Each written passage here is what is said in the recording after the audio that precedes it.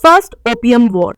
दोस्तों, आप में से ज्यादातर लोग शायद ये मानते होंगे कि इस समय चाइना एक पावरफुल और स्ट्रॉन्ग देश है, तो वो माओ जेडुंग द्वारा लाए गए कम्युनिस्ट रिवॉल्यूशन के कारण ही है। ये एक ऐसा इंसिडेंट था जिसने चाइना के फेट को हमेशा हमेशा के लिए बदल के रख दिया। लेकिन आज हम आपको चाइना की ही एक ऐसी दूसरी घटना के बारे में बताने वाले हैं जिसके बाद चाइना ने सीख लिया कि वो खुद को कभी भी कमजोर नहीं होने दे सकता है। हम बात कर रहे हैं ओपियम वॉर्स की, जो ब्रिटिश और चाइना के बीच लड़ी गई थी। आज आप किसी भी चाइनीज से ओपियम वॉर के बारे में पूछें तो वो बोलेंगे लू हाउ यू याओ आएदा, जिसका मतलब है if you are backward you will take a beating. इससे आप समझ सकते हैं कि ओपियम वॉर का चाइनीज लोगों की साइकी पर कितना डीप इम्पैक्ट हुआ है। तो चलिए आज इस वीडियो की शुरुआत करते हैं और फर्स्ट ओपियम वॉर को थोड़ा डिटेल में समझते हैं। बात है फरवरी 1793 की, जब चाइना के British ambassador John Macartney Chinese emperor Qianlong से मिलने के लिए ईस्ट इंडिया कंपनी के शिप हिंदुस्तान पे सवार होकर चाइना पहुंचे। वैसे तो मैकार्टनी चाइनीज एम्परर के लिए किंग ऑफ इंग्लैंड की तरफ से बर्थडे विशेस और गिफ्ट लेकर आए थे, लेकिन उनका मेन मोटिव था चाइना में ब्रिटिश ट्रेड की एंट्री करवाना। 1650 में ब्रिटेन में पहली बार टी यानी चाय इंट्रोड्यूस हुई थी और इन 100 सालों में ब्रिटिश इसके आदी हो चुके थे। टी के एक्सचेंज में ब्रिटेन चाइना को सिल्वर में पेमेंट कर रहा था, लेकिन चाइना ने ब्रिटेन के लिए अपने ट्रेड के दरवाजे बंद रखे थे और इस एक तरफा ट्रेड से ब्रिटेन को बहुत नुकसान हो रहा था। मैकार्टनी के ऊपर ब्रिटेन के इस बिगड़े हुए बैलेंस ऑफ ट्रेड को बचाने की जिम्मेदारी थी, लेकिन जब वो चाइना पहुंचे तो इनके हाथ केवल निराशा लगी, क्योंकि एम्परर ने उनके ट्रेड प्रपोजल को रिजेक्ट कर दिया। अपने ट्रेड ऑफ बैलेंस को बचाने के लिए चाइना ने फिर एक ऐसे प्रोडक्ट का सहारा लिया जिसने चाइना को ब्रिटिश की झोली में लाकर डाल दिया, और ये प्रोडक्ट था एक हाईली एडिक्टिव ड्रग ओपियम। जहां स्पाइस ट्रेड ने यूरोपियन कॉलोनियलिज्म की नींव रखी थी, वहीं ओपियम ने ब्रिटिश कॉलोनियलिज्म को फाइनेंशियल पुश देकर उसे एक्सपांड करने का काम किया था। ब्रिटेन ने इंडिया में फोर्सफुली ओपियम का मास प्रोडक्शन करवाना शुरू कर दिया। भारत में बिहार, बंगाल और मालवा ओपियम के मेन प्रोडक्शन सेंटर्स बन गए थे। यहाँ से पॉपी को गाजीपुर और पटना की फैक्ट्रीज में भेजा जाता था, जहाँ छोटे छोटे बच्चों से लेकर बूढ़े लोगों तक को ड्रग के प्रोडक्शन के काम में जबरदस्ती एम्प्लॉय किया जाता था।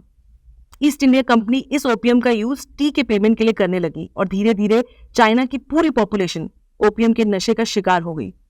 और हैरानी की बात तो यह है कि ब्रिटेन ने एक तरफ खुद अपने देश में ओपियम के अगेंस्ट हार्श लॉ इम्पोज किए थे, वहीं दूसरी तरफ अपने फायदे के लिए वो चाइना की पॉपुलेशन को ओपियम एडिक्ट बनाते जा रहे थे। हिस्टोरियंस का मानना है कि इसी ओपियम ट्रेड का इस्तेमाल करके ब्रिटिश ने कॉलोनियल इकोनॉमी के नेचर को पूरी तरह से बदल दिया। उधर चाइना में 1829 आते आते चाइनीज सोसाइटी में एक्सेसिव ओपियम का यूज होने लगा था। कुछ समय बाद ओपियम के अनचेक्ड इन्फ्लो से परेशान होकर चाइनीज एम्परर ने इस पर कंप्लीट बैन लगा दिया। इस बैन को ब्रिटिशर्स ने ऑन पेपर तो एक्सेप्ट कर लिया, लेकिन फिर भी इसकी तस्करी बंद नहीं करी। ब्रिटिश की स्मगलिंग से तंग आकर 1839 में एम्परर शिंग ने ओपियम के कार्टन्स को सीज करके डिस्ट्रॉय करने का ऑर्डर दिया, जिसके जवाब में ब्रिटेन ने चाइनीज एम्परर के अगेंस्ट वॉर डिक्लेयर कर दी। 1839 से लेकर 1842 तक चले इस वॉर को इतिहास में फर्स्ट ओपियम वॉर के नाम से जाना जाता है। इस वॉर में चाइनीज एम्परर और ब्रिटिश फोर्सेस के बीच में कई सारी लड़ाइयां हुई, जो Pearl River, Yangtze River, Yellow Sea, Canton और मकाओ में लड़ी गई थी। अपने सुपीरियर नेवल और आर्टिलरी पावर के हेल्प से ब्रिटेन चाइना को इस वॉर में हराने में सक्सेसफुल रही। 29 अगस्त 1842 को ट्रीटी ऑफ नानकिन साइन करने के साथ ही फर्स्ट ओपियम वॉर का एंड हुआ, जिसके बाद ब्रिटिश ने चाइना के ऊपर हैवी इंडेमनिटी लगा दी। इंडेमनिटी का मतलब होता है वॉर की वजह से हुए नुकसान की भरपाई करना।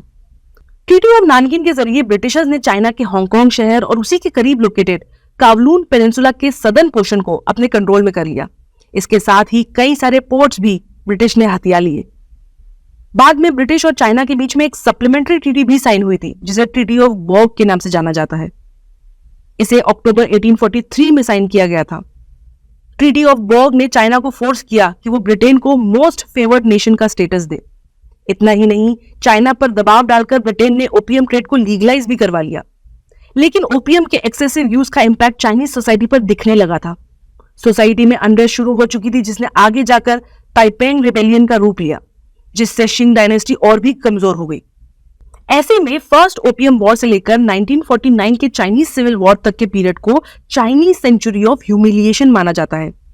चाइना से हो रहे इलीगल ओपियम ट्रेड के मोरल स्टेटस को लेकर 1830s, 40s, 70s और 90s में भी ब्रिटिश पार्लियामेंट में बार बार सवाल उठाए गए थे। यहाँ तक कि इस दौरान ब्रिटेन के हाउस ऑफ कॉमन्स ने इस मामले को इन्वेस्टिगेट करने के लिए कमेटी भी बनाई थी, मगर उस कमेटी ने भी ब्रिटेन को इन एक्विजिशन से क्लीन चिट दे दी।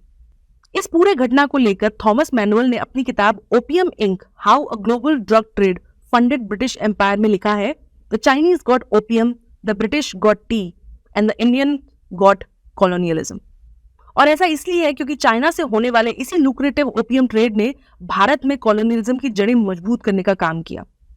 थॉमस मैनुअल ने तो ईस्ट इंडिया कंपनी को एक ड्रग कार्टेल तक कह दिया, जिसका साथ ब्रिटिश गवर्नमेंट भी दे रही थी।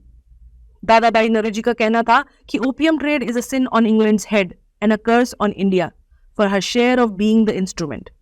आप समझ पा रहे होंगे कि किस तरह ब्रिटेन ने अपने मतलब के लिए चाइना को उसकी 100 इयर्स ऑफ नेशनल ह्यूमिलिएशन में झोंक दिया। और सिर्फ इतना ही नहीं, इस काम के लिए उन्होंने भारत को भी अपना मोहरा बना लिया।